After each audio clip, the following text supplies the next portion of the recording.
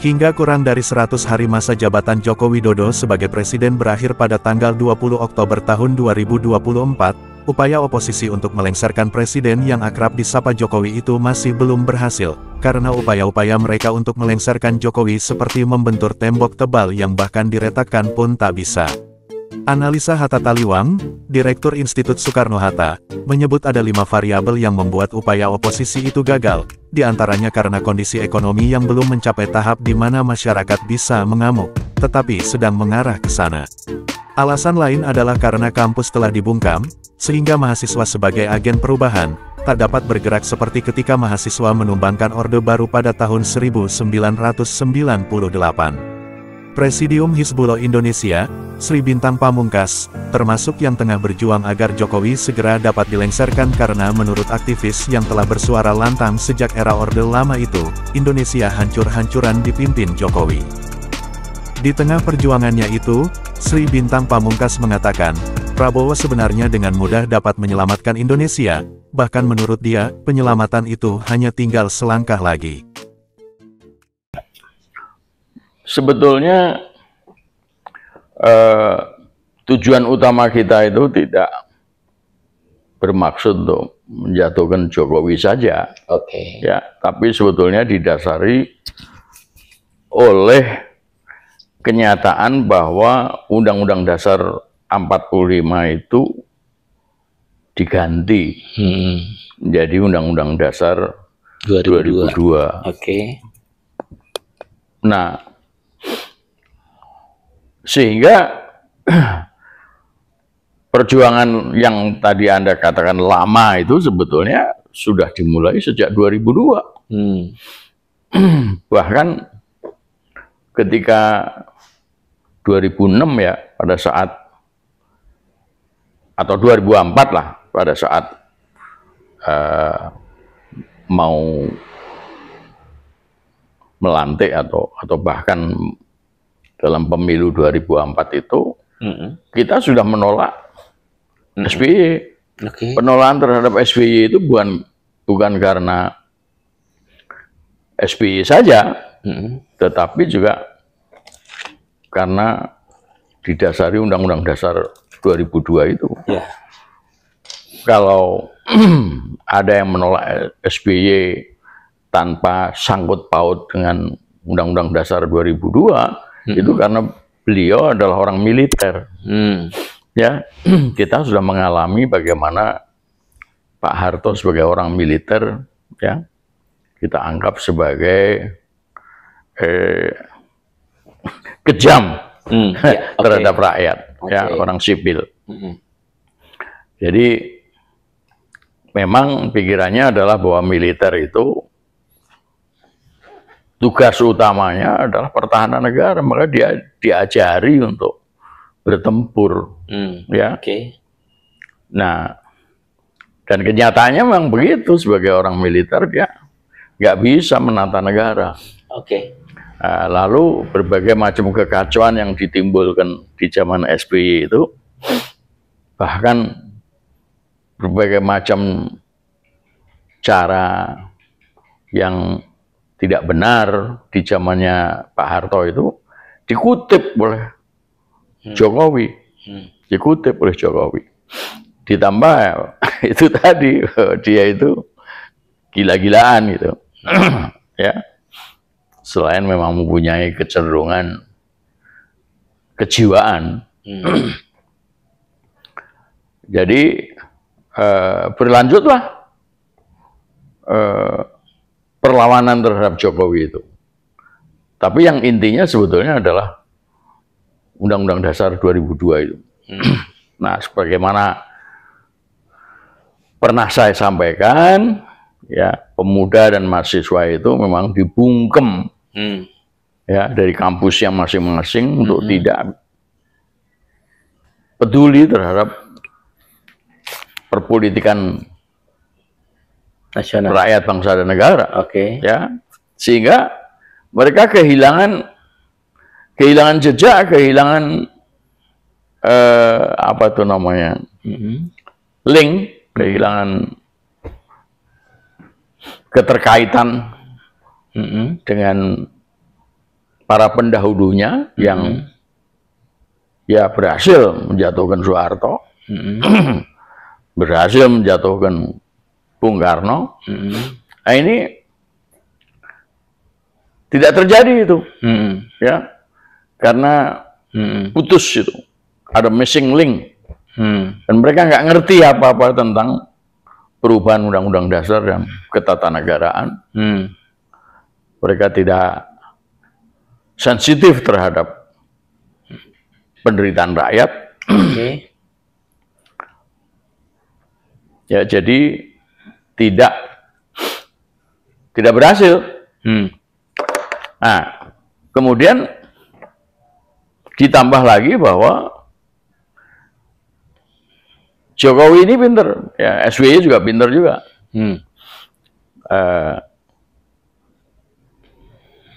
Rakyat disediakan beras yang cukup lah, meskipun mungkin ada up and down ya. Kadang-kala harganya mahal, kadang-kala terjangkau.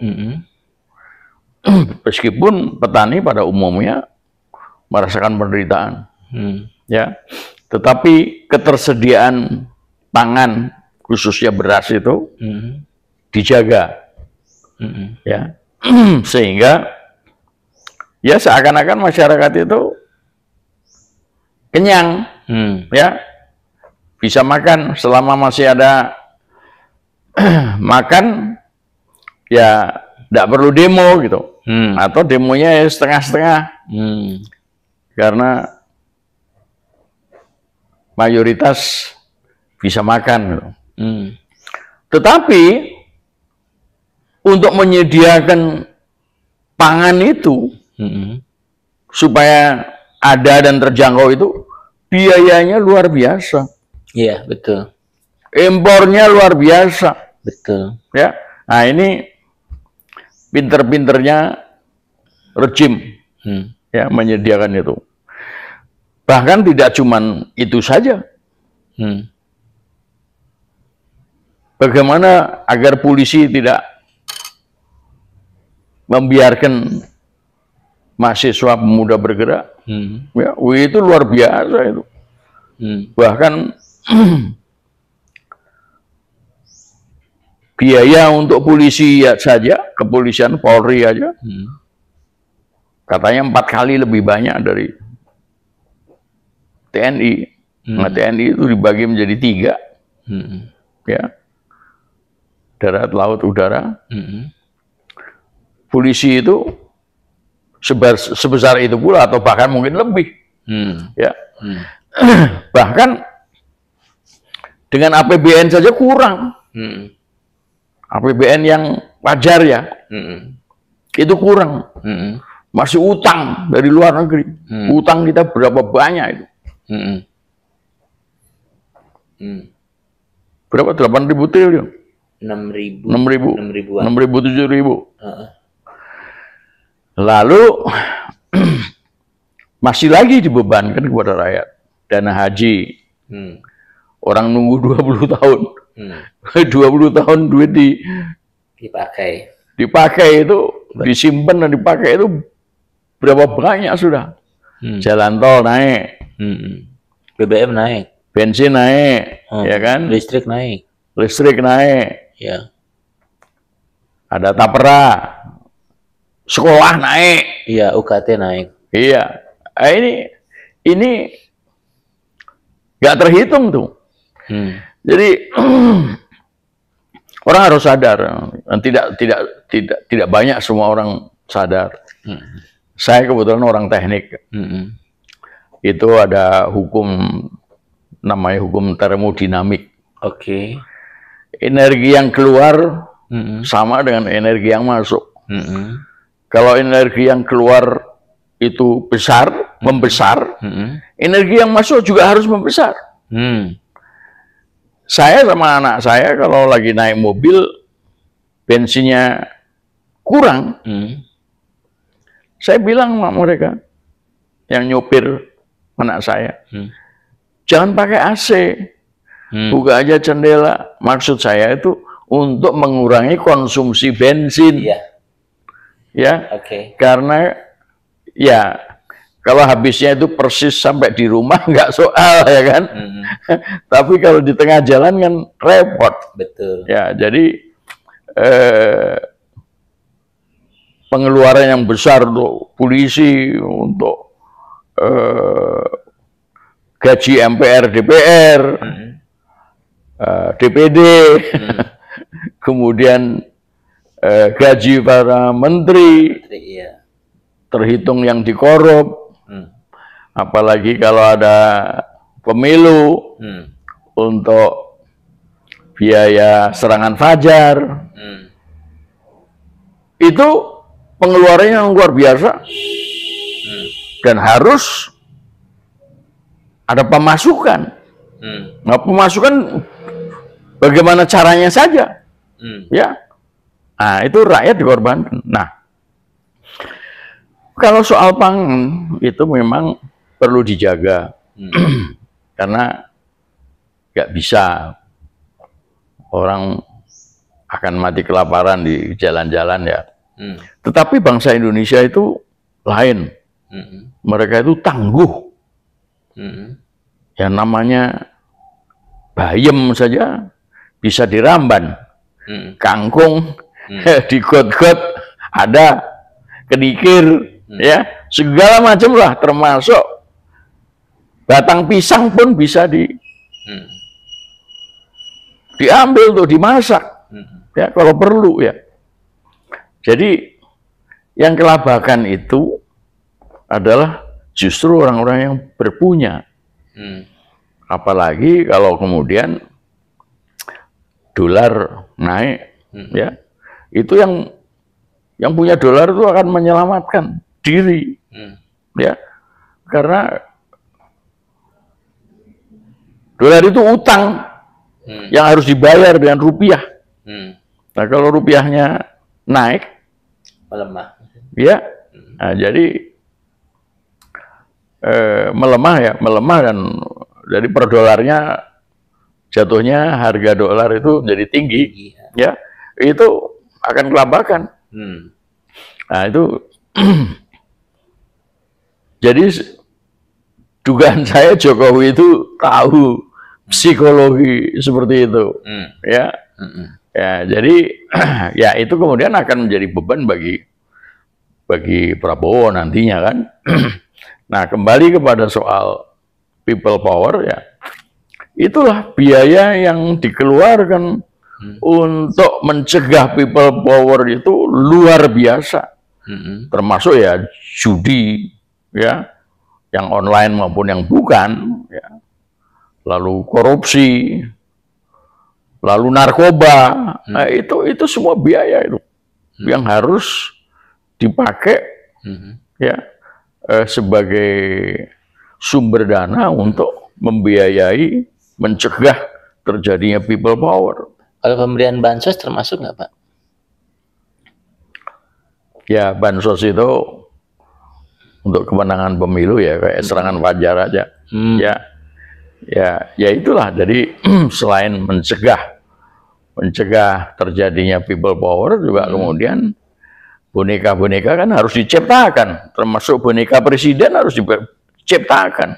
Nah itu dugaan saya bansos itu yang kemarin nih terutama ya dalam pilpres itu ya untuk menciptakan presiden dummy ya, presiden asal-asalan ya.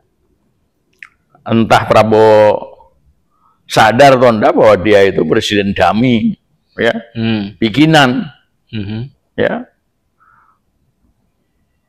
Ya mungkin karena keinginannya yang luar biasa untuk mendapatkan kedudukan presiden ya dia terlupa.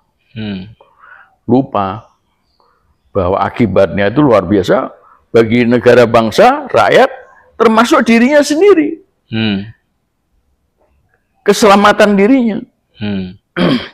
Ya sih karena isu pembunuhan itu ya Pak ya. Betul. Termasuk pikiran bahwa dia akan terbunuh. Nah, terus jadi apa yang harus dilakukan masyarakat, Pak? Kalau memang mereka ingin perubahan, kalau memang people power itu nggak memungkinkan karena sudah demikian diantisipasi. Satu-satunya yang bisa menyelamatkan itulah kembali ke UUD 45. Oh. Ya, munculnya pemerintahan baru yang berdasarkan Undang-Undang Dasar 45. Sehingga semua beban itu seakan-akan batal demi hukum. Ya, memang ada bagian-bagian yang bisa dibatalkan seluruhnya, tapi ada bagian-bagian batal yang menuntut negosiasi. Iya. Tapi paling tidak beban itu menjadi tidak berat, dan itu beban tidak lagi disangka oleh Prabowo. Kalau kembali ke UUD 45, ya. Pak, kalau menurut sejumlah pakar yang termasuk apa yang dikatakan Pak Hatta Taliwang tempo hari bahwa setiap kali ada perubahan, termasuk perubahan Undang-Undang Dasar 45, pasti terjadi keramaian, kericuhan. Nah, sebelum Undang-Undang Dasar 45 di amandemen, kan terjadi itu peristiwa 98. Nah, saya meyakini kalau misalnya ini mau dikembalikan ke amandemen, kembali ke Undang 45, ini pasti akan harus ribut lagi. Tiba-tiba bilang kan kita harus people power, ke revolusi gitu kan. Nah, terus kalau misalnya keributan itu nggak mungkin terjadi gitu ya, terus gimana caranya, Pak? Oh ya, sebetulnya gampang aja. Gimana, Pak? Si Bamsud suruh sadar aja dia. Loh iyalah. Iya. Dia itu juga menanggung beban, dia itu bisa dihukum juga. Dihukum kenapa, Pak? Dihukum karena dia memimpin MPR yang enggak yang enggak apa tuh namanya, yang enggak sah. Iya, karena Undang-Undang 2002. Iya, betul. Dia tuh kena, Puan kena, Megawati kena. Ya. Jadi yang saya heran kok, dia lebih memberati kekayaan dan jabatan daripada keselamatan dirinya sendiri. Dan juga bangsa dan negara ya, Pak. Bangsa dan negara bahkan. Ya. Jadi gampang sebetulnya kalau mau cari solusi itu. Ya seperti tadi itu termasuk Prabowo. Oke, dia datang aja sebelum tanggal 20 Oktober, dia datang ke MPR, dia bersama-sama dengan Bamsud, ayo kita kembali aja ke UUD 45. Itu selesai itu, nggak ada. Ya paling kalau kemudian masyarakat itu sadar dengan peristiwa itu, lalu berbondong-bondong masuk MPR, itu hanya meramaikan saja, ya, jubilation, ya, ya meramaikan, mengucap syukur, ya, bahwa tidak perlu mesti bentrok sama polisi, bahwa tidak perlu mesti menginjak kawat berduri, tidak perlu ada gas air mata dan water cannon, ya kan? Dan Indonesia kembali merdeka seperti 1945. Tapi kalau dilihat dari gelagatnya kayaknya nggak mungkin deh, Bamsud Puan Maharani atau anggota MPR yang lain untuk itu karena belum dapat hidayah aja. Oh iya, hidayah ya, Pak ya. Oh iya, hidayah aja, ya.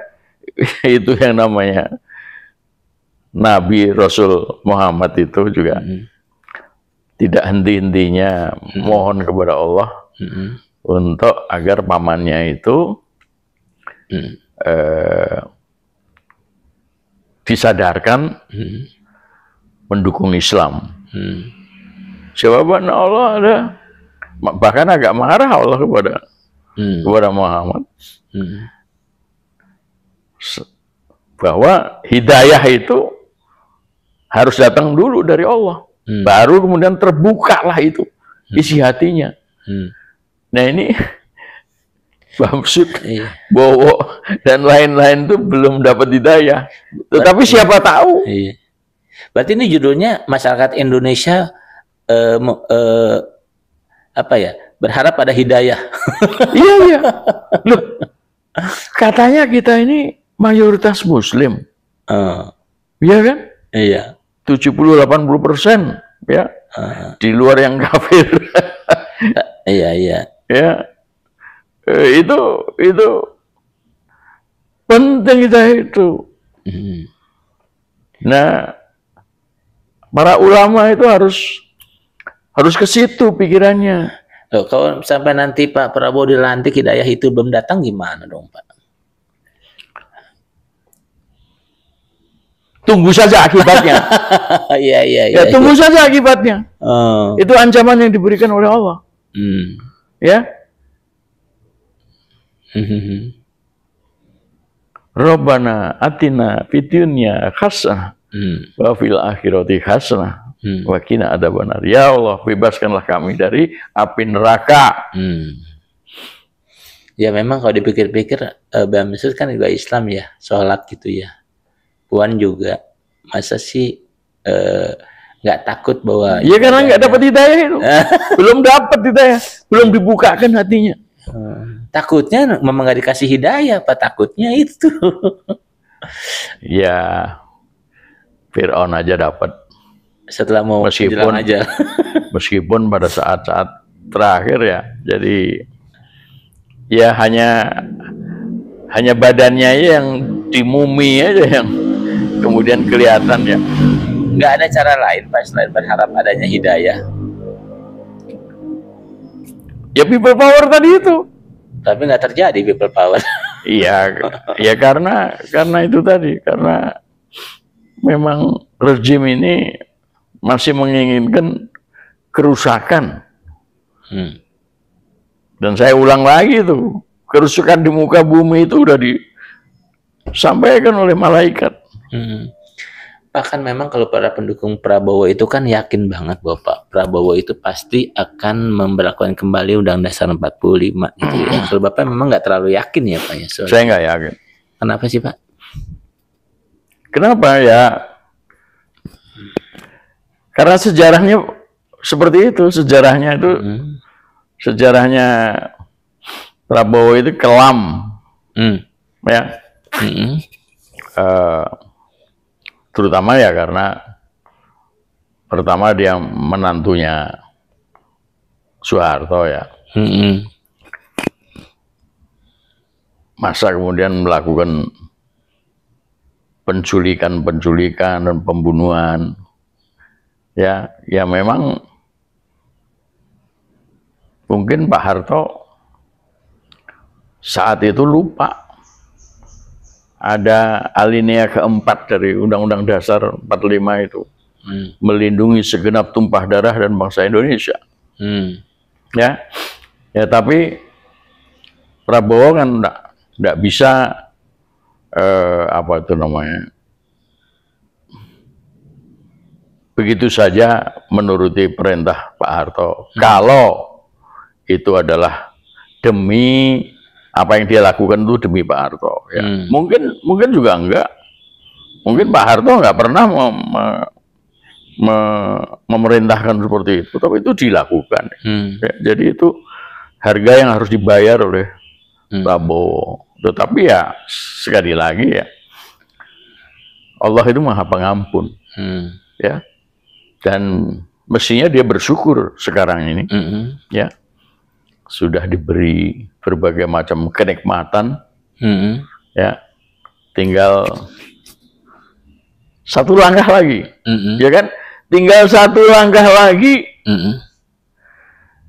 dia itu akan dipuja-puji sebagai pahlawan. Kalau kembali ke UUD 45. Sebelum 20 Oktober. Iya. Bapak sendiri nggak ada rencana untuk ketemu sama Pak Prabowo misalnya Pak? Untuk memahami apakah benar dia akan melakukan kembali Allah nggak usah lah. Nggak ya Pak ya? Ngapain saya tanya-tanya? Ya kan? Nggak perlu. Kalau dia mendengar suara saya, ya dari jauh seperti ini, ya kan? Dan juga tuntutan daripada banyak anggota masyarakat, dia mestinya sadar. Mestinya sadar. Yes. Dia pernah mengatakan bahwa anggaran dasarnya itu adalah pendukung UUD 45, ya kan? Nah ini ujian bagi dia. Ya, bagaimana ucapan dan janjinya itu menjadi kenyataan. Ya, nah ini sebetulnya udah langkah yang bagus. Tinggal satu langkah lagi.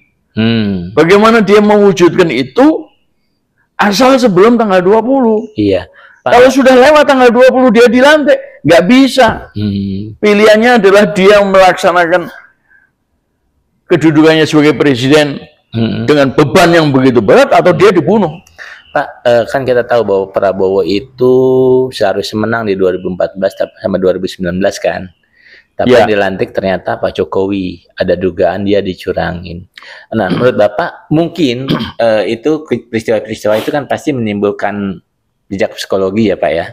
Nah, Bapak yakin nggak kalau misalnya Prabowo setelah dilantik dia justru akan bertentangan dengan Pak Jokowi? Yakin nggak Bapak itu? Jadi tidak hanya sekedar di dalam Al-Quran, kita itu harus diwajibkan konsisten, istiqomah, jalan lurus, bukan jalan yang tidak koridoi, bukan jalan yang kau murkai, jalan yang kau beri nikmat. Kepada orang-orang terdahulu, dan bukan jalan yang